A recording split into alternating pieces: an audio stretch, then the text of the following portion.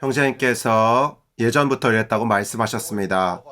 오늘날 주님을 위해 말할 때도 여전히 이렇다고 말씀하셨죠. 여기에 한 어린아이가 있죠. 영어로는 좀 더 사랑스러운 표현이 있습니다. A little boy라고 말하고 있습니다. 형제님께서 이 부분을 읽었을 때 주님께 이렇게 말씀하셨다고 하셨습니다. 리틀 보이가 여전히 여기에 있다. 예전에도 하나의 어린아이였고 가진 것은 보리떡 5개와 물고기 2마리뿐이었습니다. 형제님들, 오늘도 여전히 그렇습니다. 예전에는 우리가 10명의 형제자매님들을 마주하고 봉사를 좀 했었겠죠. 아마 충분하지 않았을 것이라고 느꼈을 것입니다. 우리가 또 분량이 늘어나서 나중에 한 지역을 섬겼습니다. 참으로 부족하다고 느꼈고 한 집회소를 섬길 때도 참으로 부족하다고 느낄 것입니다. 그러나 우리가 주님께 여전히 말할 것입니다. 주님, 어린아이가 여전히 여기에 있습니다.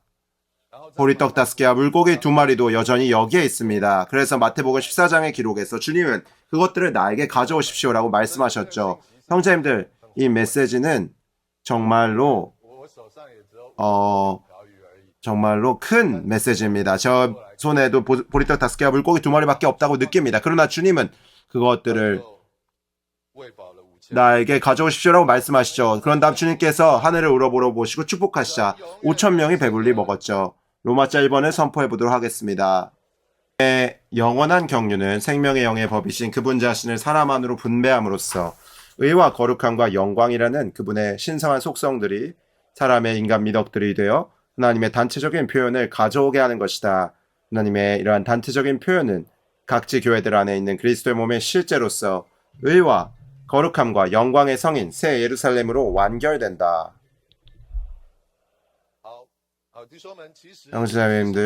형제님들, 사실 로마자 1번은 이 전체 메시지의 부담을 이미 말해내고 있습니다. 우리가 먼저 키워드가 되는 부분들을 한번 말해보도록 하겠습니다. 하나님의 영원한 경륜입니다. 첫 번째로 하나님의 영원한 경륜은 무엇을 하는 것입니까? 분배하는 것이죠. 그것은 그분 자신을 먼저는 생명이고 또 생명의 영의 법인 그분 자신을 사람 안으로 분배하는 것이죠. 삼위 하나님이 삼한 생명이 되실 뿐만 아니라 또한 더 나아가서 생명의 영의 법이죠. 그 생명의 영의 법이 되시는 그분 자신을 사람 안으로 분배하는 것입니다. 그리고 이러한 세 방면의 신성한 속성들이 나오는데 의와 거룩함과 영광이라는 그분의 신성한 속성들이 사람의 인간 미덕들이 되어 하나님의 단체적인 표현을 가져오게 하는 것이다.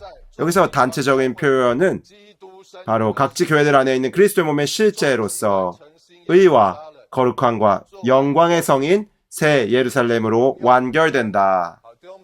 형제님들, 우리에게 먼저는 이러한 목적지에 안목이 있어야 합니다.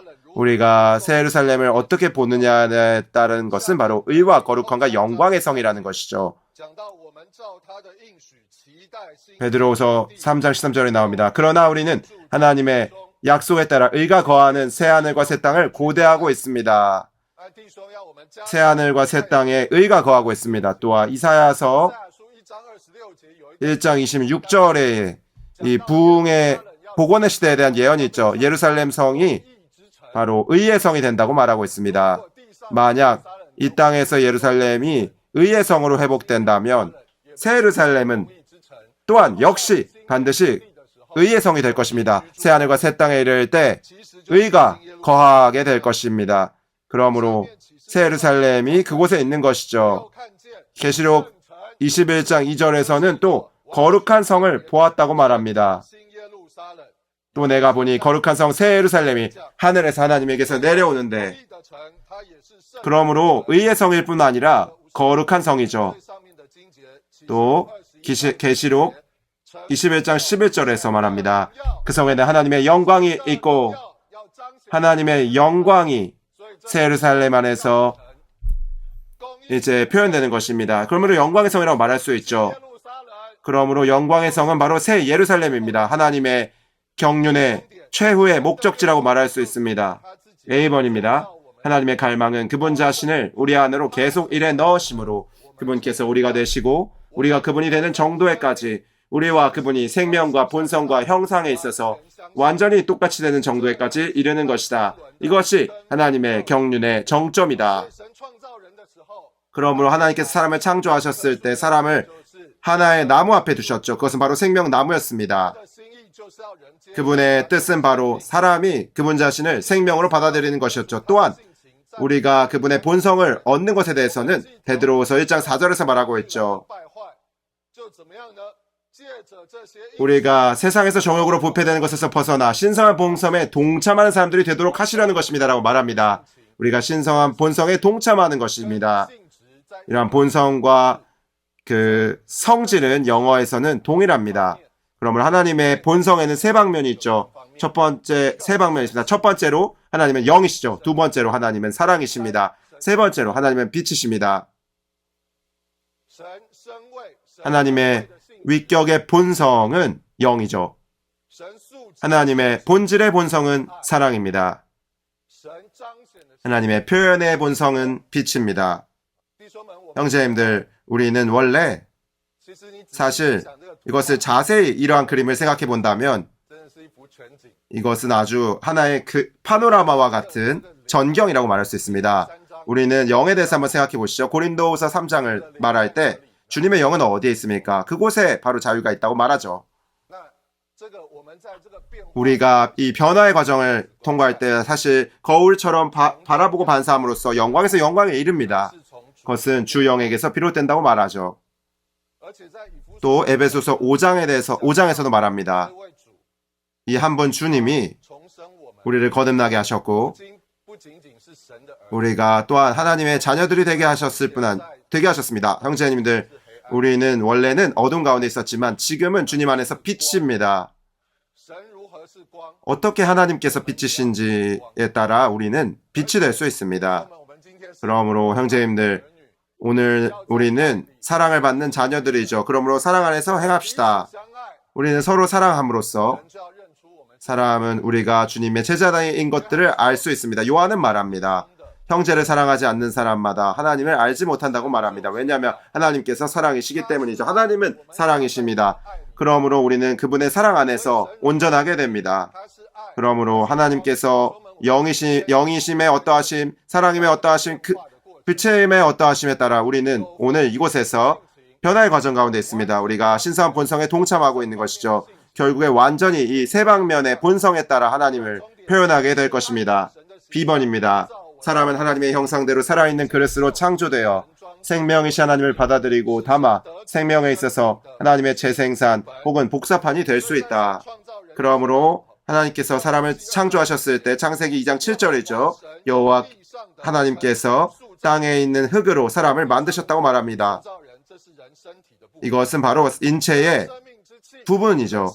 그리고 생명의 호흡을 사람 안으로 불어넣으셨습니다. 이 호흡은 바로 또 잠언에서 말하는 것처럼 사람의 영은 여호와의 등이라고 말하고 있죠.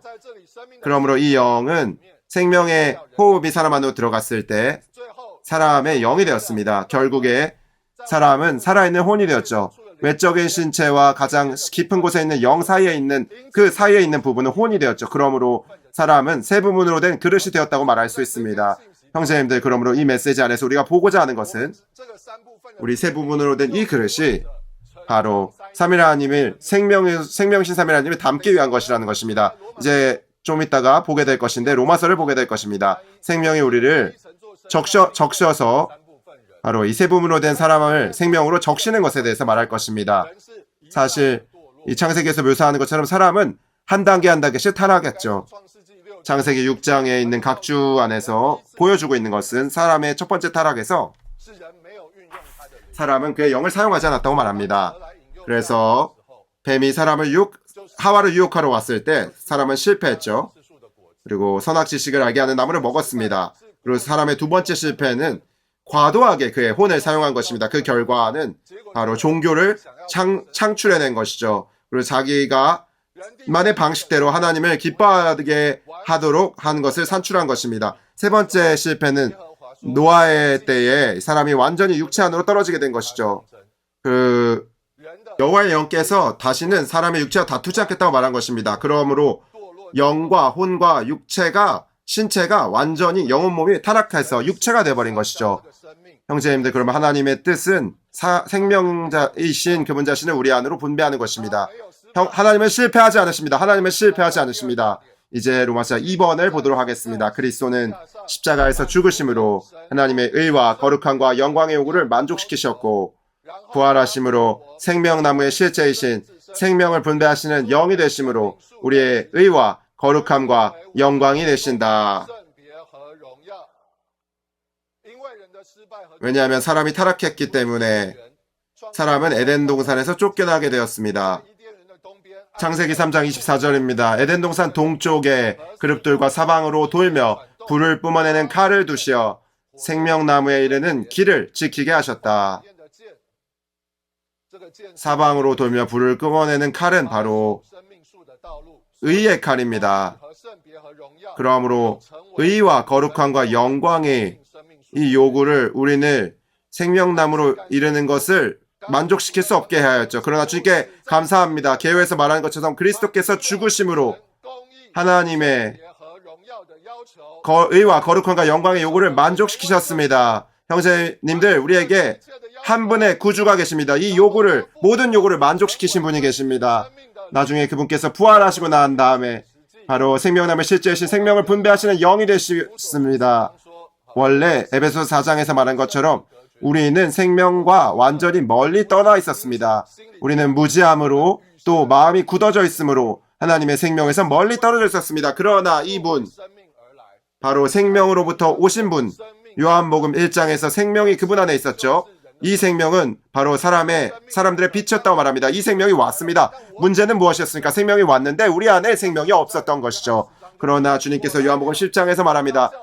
내가 온 것은 양들이 생명을 얻고 더 풍성히 얻도록 하려는 것입니다. 그러므로 한 면에서 말하자면 그분의 십자가를 통하여 그분은 하나님의 의와 거룩함과 영광의 요구를 만족시키셨죠. 그룹과 사방으로 돌며 불을 뿜어내는 칼이 더 이상 우리를 이제 가로막지 않게 된 것입니다. 또 한 면에서 형제님들, 한 알의 밀이 땅에 떨어져 죽으면 그 밀에 이제 껍질이 벗겨졌을 때 신성한 생명이 해방되었죠. 그럴 때 그 생명의 영이 우리 안에 분배되었습니다. 이것은 조회의 생명이고 신성하고 영원하고 창조되지 않은 생명으로 우리 안에 들어오게 된 생명입니다. 그럴 때 우리는 아담이 먹어보지 못했던 그 생명나무를 우리는 누릴 수 있게 됩니다. 이 생명이 우리의 온 존재 안으로 분배되는 것이죠.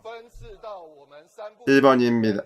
A번입니다. 세분으로 된 우리 존재 안으로 분배된 삼일 하나님의 생명은 우리를 생명의 사람으로 만들어 하나님의 아들과 그리스도의 지체들이 되게 함으로써 그리스도를 표현하는 그리스도의 몸을 조성하며 이로써 하나님의 원래의 의도를 이룬다. 이제 밑에 있는 하부 중점은 생명이 어떻게 세 부분으로 된 사람 안으로 분배됐는지를 보게 될 것입니다. 1번, 이 생명은 원어로 헬라어로는 조에이죠. 생명의 영의 법이 그리스도의 스님 안에서 나를 죄와 죽음의 법에서 해방하였기 때문입니다.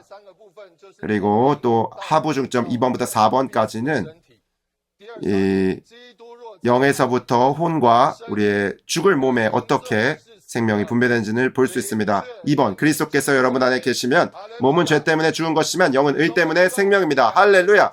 형제님들, 우리가 얼마나 모자르다고 느끼든지 간에 우리의 온 존재의 3분의 3분의 1은 적어도 생명입니다.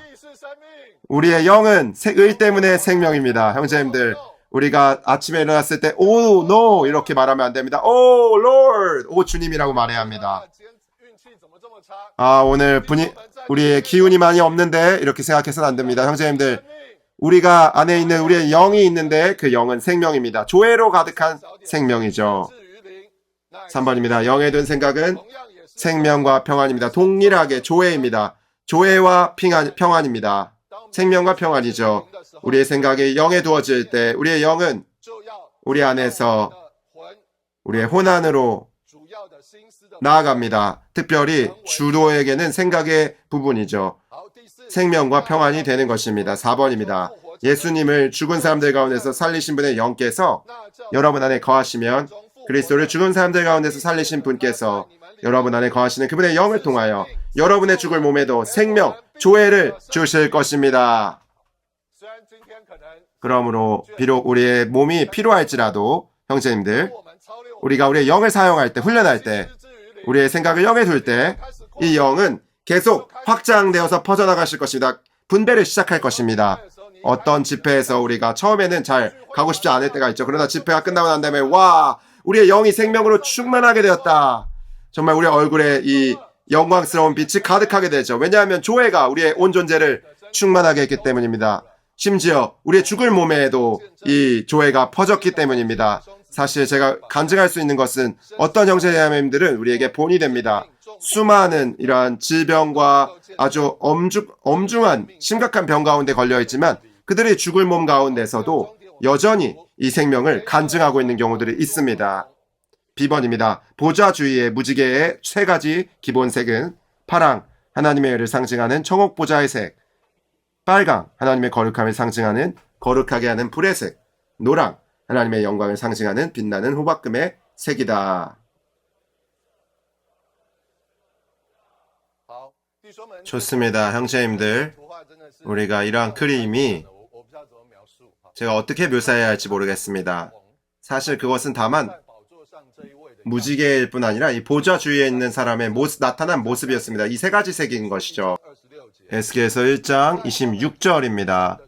그들의 머리 위에 있는 창공 위에는 보좌의 모양이 있었는데 마치 청옥 모습 같았다. 그러므로 보좌의 모습이 청옥 모습 같았다는 것이죠. 27절을 또 보겠습니다.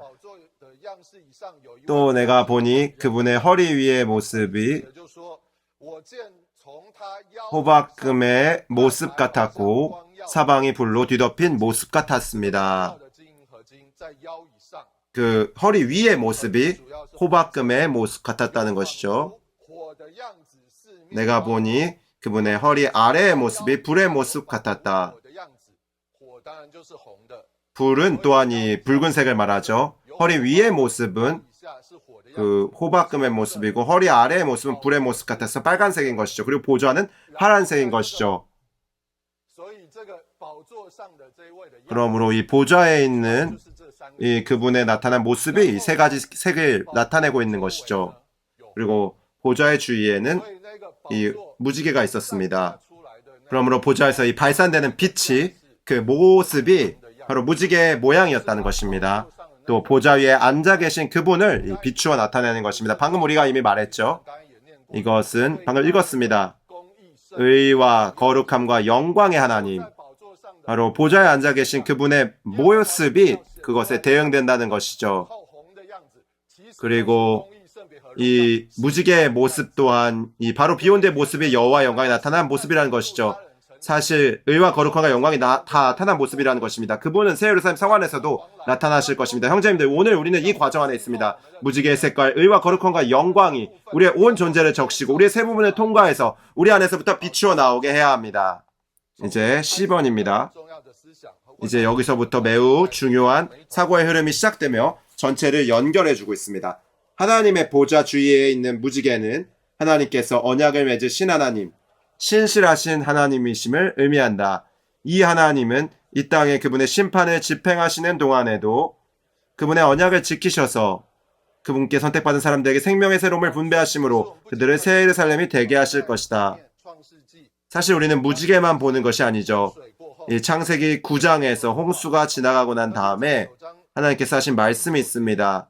특별히 9장 9절에서 하나님은 내가 이제 너희와 너희들을 이을 씨와 나의 언약을 세운다, 이런 식으로 말씀하셨죠. 노아의 가족의 후손들과 세운 언약입니다. 여러분과 함께 있는 모든 살아있는 동물들과도 생물들과도 언약을 맺으셨죠. 형제님들, 언약을 세운다는 두 글자가 매우 중요합니다. 무지개는 단지 세 가지 색깔이 비추어 나타난 7빛깔의 색깔의 무지개가 아니죠. 무지개의 의미는 언약을 세우는 것입니다. 당시에 맺었던 그 언약은 창세기 9장 11절에서 말합니다. 내가 너희와 언약을 맺으리니 다시는 모든 육체가 홍수로 멸망하지 않을 것이다. 다시는 홍수가 일어나서 봉수가 있지 않을 것이다. 홍수가의 심판이 없을 것이다 라고 말한 것이죠. 이제 아래에 있는 세 가지 중점을 보도록 하겠습니다. 무지개는 하나님께서 더 이상 죽음의 심판이 없을 것이라는 그분의 자신의 언약을 신실하게 지키실 것임을 나타내는 표징이다. 우리는 새 언약 아래 살아야 하고 어떠한 실패나 약함이나 어둠이나 부정적인 것도 믿지 말아야 한다. 우리는 언약을 맺은 백성이며 모든 상황에 대처하는 약속의 말씀을 갖고 있다. 2번입니다. 함께 읽도록 하겠습니다. 우리는 교회 생활 안에서 확신을 갖고 평안할 수 있는데 이는 더 이상 죽음이 없기 때문이다. 우리가 더 이상 없다라고 말할수록 우리에게 죽음이나 실패나 약함이나 어둠이 없다는 것을 더욱더 깨달을 것인데 이는 우리가 우리의 느낌이나 확신이나 어떤 환경 아래 살지 않고 하나님의 언약 아래서 살기 때문이다.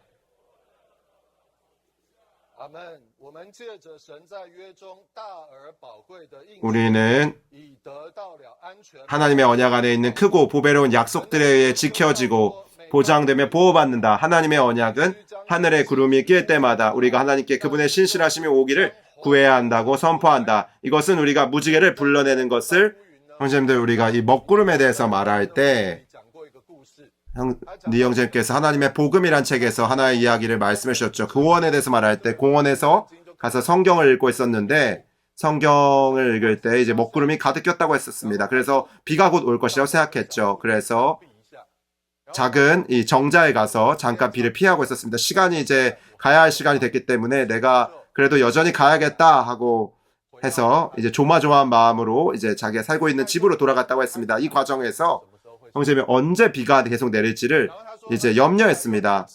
그가 또 한 번 공원에서 이제 성경을 읽고 있었는데 또 먹구름이 가득했다고 말했죠. 그래서 다시 좀 피하자라고 했습니다. 이번에 피하고 있었다가 이제 가야겠다라고 했는데 갑자기 큰 비가 쏟아졌습니다. 그래서 그렇다면 이제 여기에 숨어 있을 수밖에 없겠다라고 했습니다. 그래서 큰 비가 지나가기를 기다렸습니다. 비가 다 내리고 난 다음에야 그가 밖으로 나왔죠.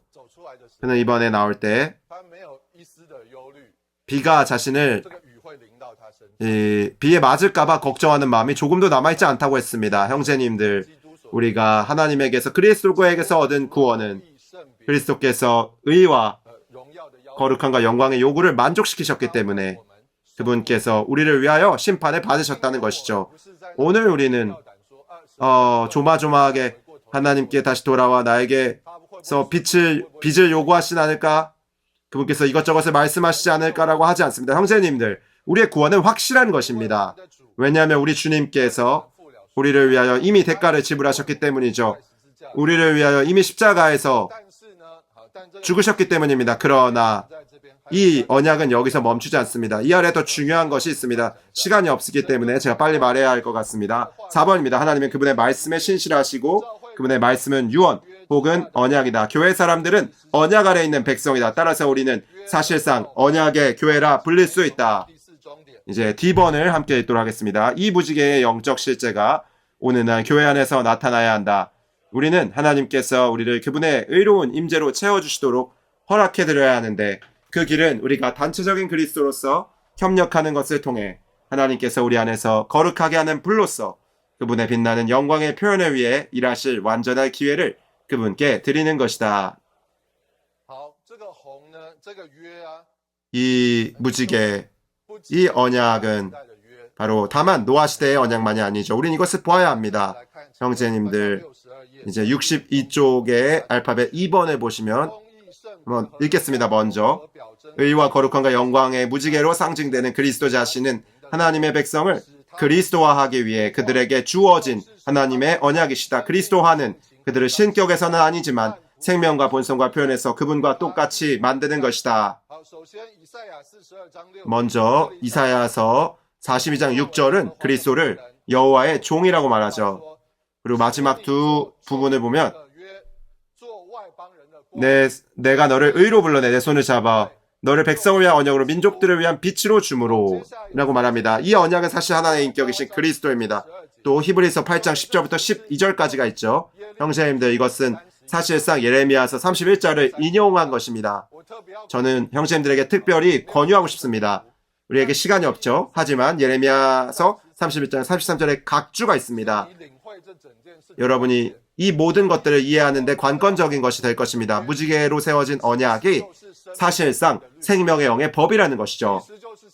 생명의 영의 법이 우리를 하나님과 똑같이 만들 것입니다. 우리가 생명과 본성과 표현과 모양에 있어서 하나님과 완전히 같아지게 하는 것입니다. 제가 33절의 각 줄을 읽어드리겠습니다. 새 언약의 중심. 왜냐하면 히브리서 8장 10절을 읽을 때 그날들 후에 내가 이스라엘 집과 맺을 언약은 다음과 같다 라고 할 때 이 언약은 새 언약이죠. 새 언약의 중심과 내용과 실제는 내적인 생명의 법입니다. 그 본질에 있어서 이 법은 신성한 생명을 가리키고 신성한 생명은 바로 삼위 하나님이십니다. 삼위 하나님은 모든 것을 포함하신 그리스도 안에 체현되신 생명 주시는 영으로 실제화되신 분이시죠. 삼위 하나님은 과정을 거치시고 최종 완결되어서 그분의 선택된 백성의 모든 것이 되셨습니다. 이 법이 우리 안에서 운행할 때 뒷부분에서 말합니다. 이 기능에 따라서 우리는 하나님을 알고 하나님을 살고 하나님의 생명과 본성에서 하나님이 되고 신격에서는 아니지만 생명과 본성에서 하나님이 된다고 말합니다. 그 결과 우리는 하나님의 증가와 확대가 되어 하나님의 충만으로서 하나님의 영원한 표현을 얻도록 합니다. 사실 이것이 하나님의 지혜이죠. 그리스도께서 하나님의 지혜, 곧 의와 거룩하게 함과 구속이 되십니다. 그것은 바로 영광이죠. 그것은 우리의 온 존재를 적시는 것입니다. 생명의 영의 법으로서 우리 안에서 운행하시어 우리가 그분과 완전히 똑같아지는 것입니다. 그분의 의와 거룩함과 구속을 표현하는 데 이르게 하는 것이죠. 에베소서는 말합니다. 교회를 통하여 이 하늘들의 영역에 안에 있는 통치자들과 권세자들에게 하나님의 지혜를, 각종 지혜를 알게 하신다고 말합니다. 사실 방금 말한 것이 이러한 그림의 내용이라고 말할 수 있습니다. 이제 F번입니다. 그리스도는 하나님에게서 나오셔서 우리에게 지혜가 되신 분으로서 그분 자신을 우리가 영 안에서 다시 태어나도록 의와 우리가 혼 안에서 변화되도록 거룩하게 함과 우리가 몸 안에서 영광스럽게 되도록 구속으로 우리 안에 전달하고 계신다. G번, 하나님의 각종 지혜이신 그리스도는 우리의 존재 안으로 전달되시어 우리를 삼위 하나님의 온 존재를 지혜롭게 전시하는 그분의 걸작품, 곧 그분의 무한한 지혜와 신성한 구성을 표현하는 시로 만드신다. 형제님들, 우리가 함께 H번을 읽도록 하겠습니다. 영원 안에서 새 예루살렘 무지개 모양의 기초를 가진 성인, 우리는 무지개가 되어 우리를 의와 거룩함과 영광이신 그분 자신과 똑같이 만드시겠다는 새 언약을 수행하신 하나님의 신실하심을 증언할 것이다.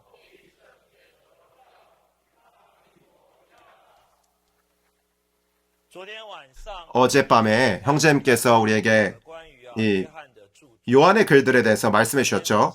오늘 아침에 우리는 고린도후서 13장 14절을 사용해서 삼위 하나님께서 어떻게 하나님께서 우리에게 주신 영원한 축복이 되는지에 대해서 말했습니다. 오늘 우리는 해야 할 것이 있는데 그것은 바로 이 영원한 축복을 누리는 것이죠. 메시지 8번에 매우 관건적인 것이 있습니다. 이것은 바로 이 훈련의 결론이기 때문이죠. 우리가 이 메시지의 제목을 다시 한번 선포해보는 것이 어떻겠습니까? 하나님의 의에 따라 하나님의 거룩함을 통하여 하나님의 영광에 이르도록 생명이신 삼위 하나님을 세 분으로 된 사람 안으로 분배함. 그래서 로마서 1번에서 하나님의 영원한 경륜에 대해서 말하고 있습니다. 하나님은 그분 자신을 생명의 영의 법이신 그분 자신을 사람 안으로 분배함으로써 의와 거룩함과 영광이라는 그분의 신성한 속성들이 사람의 인간 미덕들이 되어 하나님의 단체적인 표현을 가져오게 하는 것이다. 하나님의 이러한 단체적인 표현은 각지 교회들 안에 있는 그리스도의 몸의 실제로서 의와 거룩함과 영광의 성인 새 예루살렘으로 완결된다. 제가 이것을 읽어드릴 때 이 인용 구절을 한번 주되게 봤습니다. 얼마나 많은 성경 구절들이 여기에 포함되어 있는지를 보았습니다. 전체 성경이 다 포함되어 있죠. 창세기부터 계시록까지 하나님께서 그리스도 안에서 어떻게 그분 자신을 그분께서 선택하시고 구속하시고 거듭나게 하신 사람 안으로 분배하시는지를 보여주고 있습니다. 그들이 어떻게 단체적인 그분의 표현이 되게 하시는지를 말하고 있죠. 그리고 그것의 최종 완결은 바로 새 예루살렘이죠. 그리고 창세기와 계시록의 이 말씀들 외에도 요한이 여기에도 요한의 글이 있습니다. 그리고 바울의 고린도전서와 로마서가 있죠. 그리고 베드로의 전후서가 있습니다. 베드로 후서가 있죠. 그래서 신약의 27권의 세 주요 저자들 바울, 그리고 요한, 베드로가 있습니다. 세 명의 주요한 저자들이 그분들의 서신이 바로 말씀의 사역이라고 말할 수 있는데, 그래서 이 성경을 읽을 때 우리가 발견할 수 있는 것은 바울에게도 그의 맛이 있고 그의 쓰는 방식이 있습니다. 스타일이 있죠. 그리고 요한도 그의 맛이 있고 베드로도 그의 맛이 있습니다. 모든 사람들이 그들의 맛이 있고 그들이 글을 써내려가는 방식이 있죠. 그러나 그들 모두가 바로 한 가지 동일한 것을 말하고 있다는 것입니다. 모두 동일하게 한 가지를 말하고 있는 것입니다. 그것이 무엇입니까? 그것은 바로 로마서 1번이 말하는 것이죠. 모두가 하나님의 영원한 경륜을 말하고 있는 것입니다. 우리가 볼 수 있듯이 베드로의 글에서도 바울의 글에서도 요한의 글에서도 동일하게 이 한 가지를 말하고 있는 것이죠. 형제님들, 우리가 각지에서 대만 각지에 있는 교회 안에서 봉사하고 있지만 우리가 그곳에서 청지기가 되어야 합니다. 아마도 우리가 이 신실한 청지기들이 되어야 하죠. 그리고 신실한 청지기 직분을 수행해야 하죠. 그것은 바로 이 공급의 통로가 되는 것이죠. 삼위 하나님 자신을 사람 안으로 분배하는 것입니다. 그러나 한 가지 제일 첫 번째로 중요한 것은 바로 하나님의 영원한 경륜이 이 하늘에 속한 계시의 청지기 직분입니다. 우리가 교통하는 것이 이러한 영역 밖에 있어서는 안 됩니다. 베드로가 이것을 말하고 요한이 이것을 말하고 바울이 이것을 말했지만 다 동일한 것을 말한 것이죠. 바울이 사도행전 2장 46절에서 26절 19절에서 말하죠. 아그리빠 왕이시여 나는 하늘에 속한 이상을 거스르지 않고라고 말합니다. 어떤 이상이죠? 그것은 바로 삼위 하나님께서 사람 안으로 분배하는 것에 관한 이상입니다. 그의 14서신은 모두 이러한 이상의 상세한 설명이자 해석이라고 말할 수 있습니다. 그것은 바로 말씀의 사역이죠. 우리가 말씀의 사역을 다할 때 우리는 바로 이 하늘에 속한 이상에 근거해야 합니다. 두 번째로 리영젠께서 말한 것처럼 하나의 좋은 말씀의 사역은 바로 그의 체험이 바로 형제자매님들의 보다 앞선 것이어야 한다고 말합니다. 여러분이 체험이 있어야 그 체험에 말할 수 있다고 말했죠. 말씀의 사역은 바로 생활과 그 일이 봉사와 분리될 수 없다는 것입니다.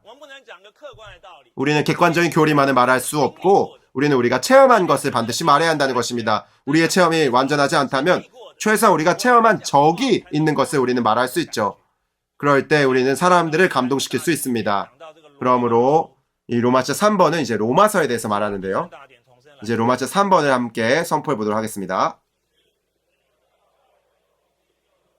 로마서는 각지 교회들을 통해 그리스도의 몸의 실제를 얻고자 하시는 하나님의 마음 안으로 우리가 이끌리기 위해서는 모든 교회 안에 반드시 하나님의 의, 하나님의 절차라는 기반과 하나님의 거룩함, 하나님의 본성이라는 과정과 하나님의 영광, 하나님의 표현이라는 목표가 있어야 함을 계시한다. 로마서는 바로 바울의 복음서라고 말할 수 있죠. 로마서의 주제 형제님들 모두 외우고 계십니까? 하나님의 복음. 바로 죄인들을 하나님의 복음이 되게 하고 그리스도의 몸을 조성하는 바로 지방교회들로 나타나게 하는 것이죠. 사실 이 주제는 매우 중요합니다. 이 로마서의 주제는 바로 16장에 아주 매우 상세하게 설명하고 있는 것이죠. 로마서는 하나님의 복음에 대해서 말합니다.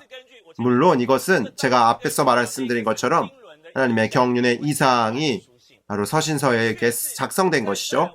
그러나 이 서신서는 우리가 죄인에서 한 무리의 사람들이 법리적인 구속을 통하여 이러한 유기적인 구원의 매 단계들을 통하여 결국에는 의롭게 함을 받고 생명을 얻고 바로 거룩하게 되고 변화되고 바로 하나님의 아들과 같은 형상을 이루어 결국에는 영광스럽게 되는 이 단계들을 보여주고 있는 것이죠. 바로 이 영광스럽게 된 아들이 바로 그리스도의 몸의 지체들이라고 말할 수 있습니다. 모든 영광스럽게 된 아들들이 바로 그리스도의 몸을 구성하는 지체가 된다고 말할 수 있죠. 이러한 그리스도의 몸은 어디에 나타나고 있습니까? 바로 모든 각지 교회들 안에 나타나는 것이죠. 모든 각지 교회들은 다만 한 무리의 사람들이 기쁘고 달콤하고 즐거운 교회 생활을 하기 위해 모인 것만이 아닙니다. 이것은 바로 그리스도의 몸의 실제를 가지도록 하는 것이죠.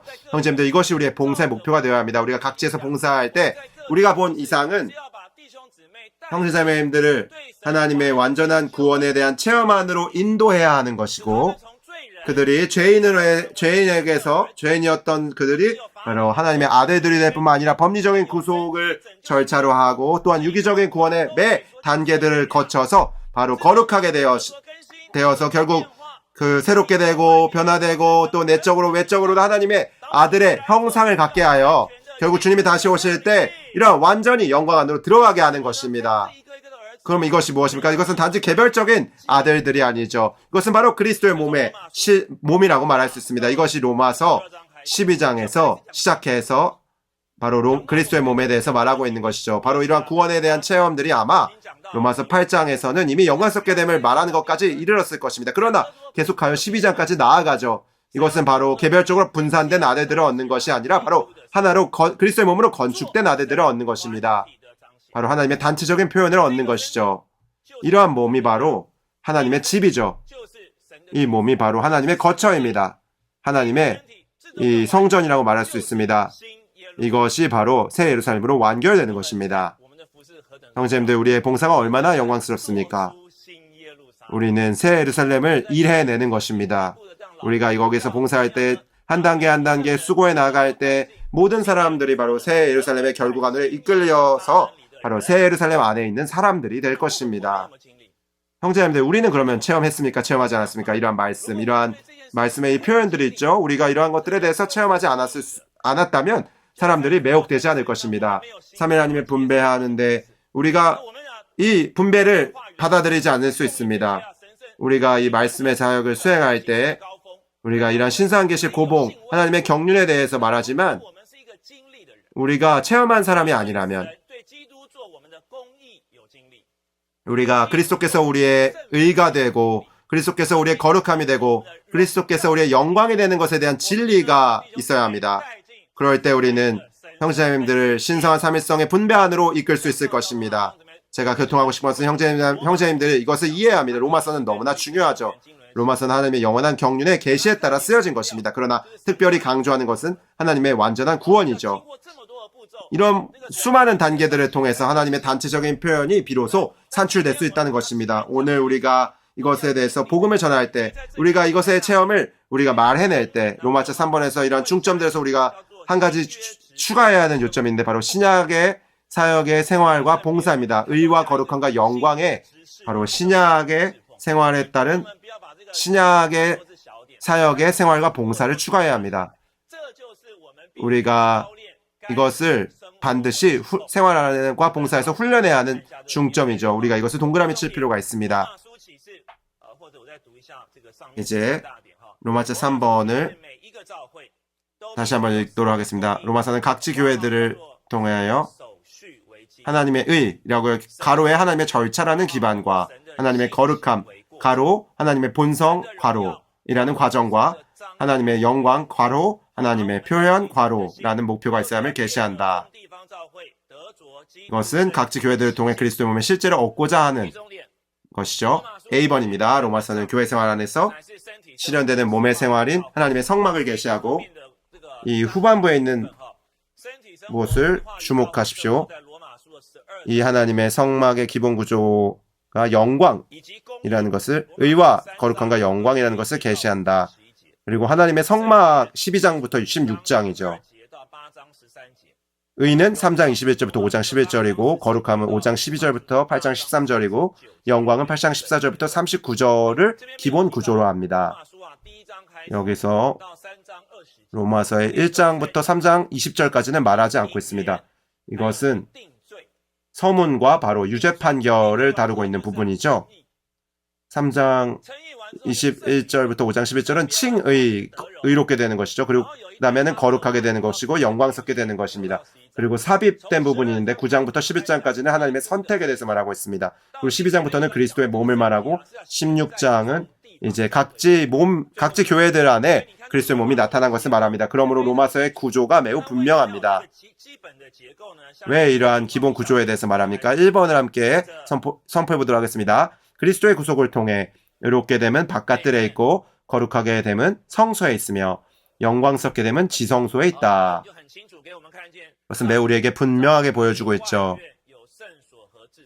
성막에는 바깥들과 성소와 지성소가 있죠. 그래서 로마서에 있는 세 단락의 순서가 이 의롭게 됨의 순서가 바로 바깥들이고 거룩하게 됨이 성소이고 영광스럽게 됨이 지성소에 있다는 것을 말해주고 있습니다. 이제 2번입니다. 교회 생활은 삼위일 하나님과 그분께서 선택하신 사람들의 연합이다. 교회 생활은 무엇입니까? 아주 중요한 정의이죠. 교회 생활은 삼위하나님과 그분께서 선택하신 사람들의 연합이다. 이제 뒷부분에 말합니다. 하나님께서 선택하신 사람들, 의롭게 되고 거룩하게 되고 영광스럽게 되고 함께 건축되어 성막, 곧 성막이 된다고 말합니다. 의롭게 되고 거룩하게 되고 영광스럽게 되는 것은 함께 건축되어 성막이 되는 것입니다. 곧 각지 교회들 안에 있는 그리스도의 몸의 실제가 되어 성막은 구약에서 출애굽기에 있는 이 성막이죠. 하나의 예표입니다. 출애굽기 40장에서 성막이 세워졌을 때, 건축되었을 때 구름이 이 회막을 덮었죠. 여호와의 영광이 성막에 충만했습니다. 성막에 있는 곳에 하나님의 이 땅에서의 처소가 있었고 그러한 처소 안에서 그러한 표현을 얻으셨습니다. 그 하나님의 영광의 빛이 바로 하나님의 영광이었죠. 이것은 예표이죠. 하지만 신약에서는 이것이 적용되어서 성취가 있습니다. 요한복음 1장 14절이죠. 말씀께서 육체가 되셔 우리 가운데 장막을 치시니 주 예수님은 바로 이 육체 되신 하나님이시죠. 그분께서 육체를 취하셔서 그분의 육체는 바로 그분의 인성의 장막이십니다. 그분은 이러한 인성의 장막 안에서 거주하고 생활하고 이러한 하나님이 우리 가운데 표현되시는 것이죠. 또한 이러한 성취가 또 하나의 실제인데 바로 교회입니다. 왜냐하면 장막이 요한복음 1장에 있는데 2장에서 이것은 성전이 됩니다. 여러분이 이 성전을 허문다면 제3일 안에 이것을 다시 세울 것이라고 말합니다. 이것은 그분의 신체를 가리켜 말한 것이죠. 이것은 다만 물질적인 성전을 가리켜 말하는 것이 아닙니다. 그분께서 죽으셨죠. 그리고 부활하셨습니다. 부활 안에서 그분은 생명 주시는 영이 되셔서 실제의 영이 되셨죠. 삼위 하나님 자신을 어떻게 하시죠? 어떻게 하십니까? 우리 안으로 분배하십니다. 그래서 하나의 서로 상호 거처를 산출하는 것이죠. 그리스도의 몸에 안에 있는 수많은 지체들을 바로 우리들을 산출하는 것이죠. 우리 한 무리의 사람들, 우리는 바로 확대된 성전이고 바로 교회라고 말할 수 있습니다. 오늘 우리가 말하죠. 하나님께서 이 땅에서 있는 처소에 대해서 말할 때 우리는 이해가 있습니다. 주 예수님은 바로 이 땅에 있는 장막입니다. 장막은 또 교회를 가리켜 말하는 것이죠. 그러므로 교회는 결국 하나님께서 그들 가운데서 영광을 얻도록 하시는 것입니다. 3번입니다. 삼위 하나님께서 분배는 그분의 의에 따른 것이 그분의 거룩함을 통한 것이며 그분의 영광에 이르기 위한 것입니다. 이르기 위한 것에 동그라미 치시기 바랍니다. 생명이신 삼위 하나님을 분배하는 궁극적인 목표는 그리스도의 몸인 교회 안에서 그리스도 곧 그리고 교회를 통하여 하나님의 표현인 영광을 나타나는 것이다. 여기서 에베소 3장 16장 21절에 있는데 여기서 그분을 아버지께서 그분의 영광의 풍성을 따라 그분의 영을 통하여 능력으로 여러분을 속사람에 이르도록 강하게 해주시고라고 말합니다. 믿음을 통하여 그리스도께서 여러분 마음의 거청을 정하시게 하시며 3장 21절 마지막에 보면 교회 안에서와 그리스도 예수님 안에서 영광이 대대로 영원무궁히 있으시기를 바랍니다 라고 말합니다. 여기서 이 영광은 어디에서 오나요? 바로 아버지에게서 온 영광이죠. 하나님이 표현된 것이 영광이죠. 삼위 하나님께서 그분의 분배를 통하여 그분 자신을 이 영광 안으로 우리 안에 분배하심을 통해서 우리 안으로 강화되어서 우리의 속사람 안에 이르도록 강화되고 그리스도께서 우리의 마음 안에 거처를 정하게 하시고 우리가 그분으로 충만게 되고 그분의 모든 충만이 되었을 때 바로 교회 안에서 이 영광의 하나님이 표현되는 것이죠. 바로 이것이 에베소 3장 21절에서 교회 안에서와 그리스도 예수님 안에서 영광이 대대로 영원무궁히 있으시기를 바랍니다 라고 말하는 부분입니다. 이것은 너무나 놀라운 봉사라고 말할 수 있습니다. 우리에게 이러한 봉사가 이러한 이상이 없다면 우리는 너무나 쉽게 만족하게 되고 자만하게 될 것입니다. 우리가 복음을 전파하고 사람을 돌보고 목양하고 우리가 기능을 발휘할 때 우리가 상당히 좋을 수 있겠죠. 하지만 우리가 몇몇 젊은이들 얻었을 때 그들 너무나 좋다. 그가 간증할 수도 있구나. 이렇게 생각할 수 있지만 그러나 우리의 봉사가 교회 안에서 이 가져야 하는 기능만큼 충분합니까? 아니면 디모데전서 3장 15절에서 16절까지 교회가 가져야 하는 기능은 바로 하나님의 집에서 어떻게 처신해야 하는지의 집은 살아계신 하나님의 교회요 진리의 기둥과 기반입니다. 그도 다 경건의 비밀이여 하나님께서 육체로 나타나실 거라고 말합니다.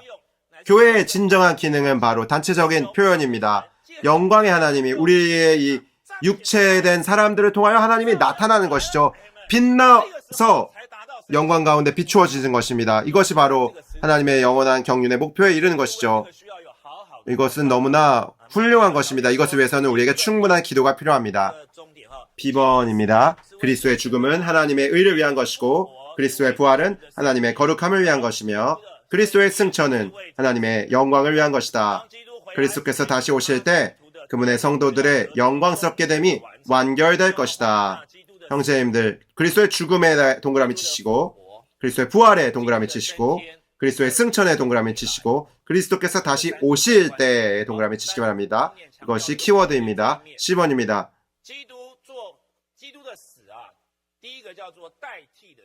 그리스도의 죽음은 먼저 첫 번째로 대치하는 죽음입니다.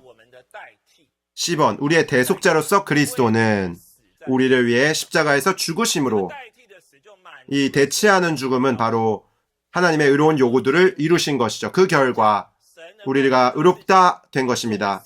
그 결과로 생명이신 그분 자신을 우리 안으로 분배하시는 것이죠. 누가복음 15장에는 아주 좋은 예시가 있는데 바로 탕자의 예시가 있습니다. 탕자가 이 집으로 돌아갔을 때 삼위 하나님께서 사람을 구원하시는 그 사랑을 누렸습니다. 아들이 있었을 것입니다. 바로 십자가에서 이루신 구속의 성취가 있었을 것이고 그 영이 있었습니다. 빛빛 추심이 있었죠. 감동시키는 것이 있었습니다. 그러므로 탕자가 집으로 돌아올 수 있었습니다. 그러나 죄가 그를 이제 방해하고 있었습니다. 삼위 하나님 그러므로 만약에 이 깨끗한 물을 컵에 붓고자 하는데 컵이 더러우면 우리가 물을 부을 수 없겠죠. 컵을 먼저 깨끗하게 씻어야 합니다. 그러므로 법리적인 구속이 먼저 필요한 것이죠. 바로 그리스도의 죽음이 그분께서 대체하는 그 죽음이 대속하는 죽음이 필요한 것입니다. 이러한 대속하는 죽음 외에도 이제 1번은 함께 죽는 것이 있습니다. 의의 요구는 외적으로 객관적인 방면에서 우리를 위해 법리적인 구속을 성취하는 것만 있는 것이 아닙니다. 의의 요구는 바로 이 불의한 우리 자신이 끝나게 되어야 합니다. 우리가 불의한 생명 가운데 산다면 어떻게 하나님의 생명이 우리 안에 들어올 수 있겠습니까? 그러므로 우리도 끝나야 하는 것이죠. 그리고 합당한 그리스도인은 그리스도와 함께 죽은 사람이고 이 사실에 따라 매일 처신하는 사람이다.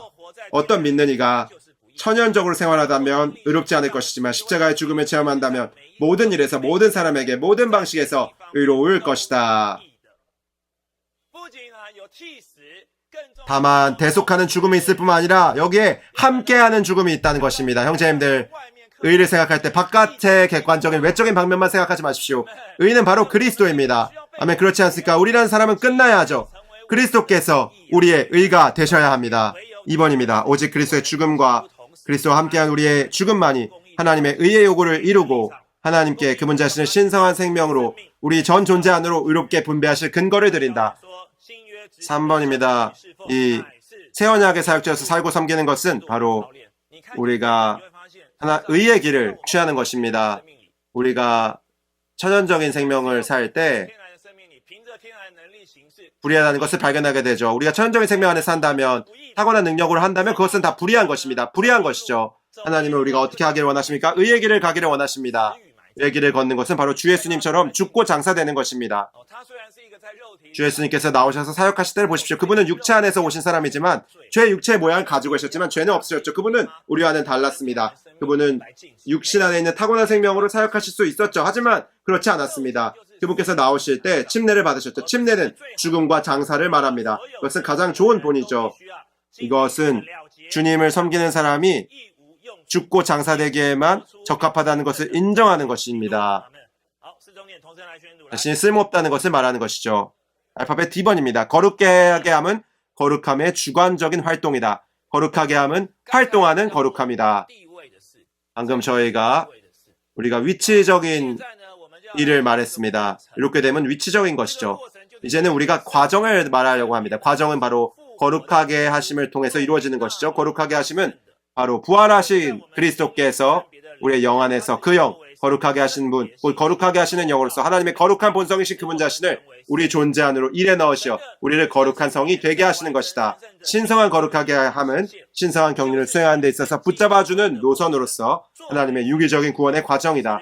하나님의 유기적인 구원은 사람을 신화하는, 곧 신격에서는 아니지만 생명과 본성에서 하나님이 되게 하는 하나님의 움직임이다. 3번 같이 한번 선포하도록 하겠습니다. 새 언약의 사역자로서 살고 섬기는 것은 하나님의 복음을 위해 수고하는 제사장으로서 생명의 새로움 안에서 행하고 영의 새로움 안에서 섬기는 것인데, 이것은 구원받은 죄인들을 성령 안에서 거룩하게 하여 기쁘게 받아들여질 만한 제물로 하나님께 드리기 위한 것이다. 이제 우리가 어떠한 단계 안에 있습니까? 하나님의 유기적인 구원의 어느 단계에 있습니까? 우리는 어렵게 함의 단계 안에 있습니까? 우리가 여기서 말하고 있는 것은 성화, 거룩하게 됨에 대해서 말하는 것입니다. 이 거룩하게 된 성화는 바로 주관적인 활동이죠. 우리는 이 단계에 있습니다.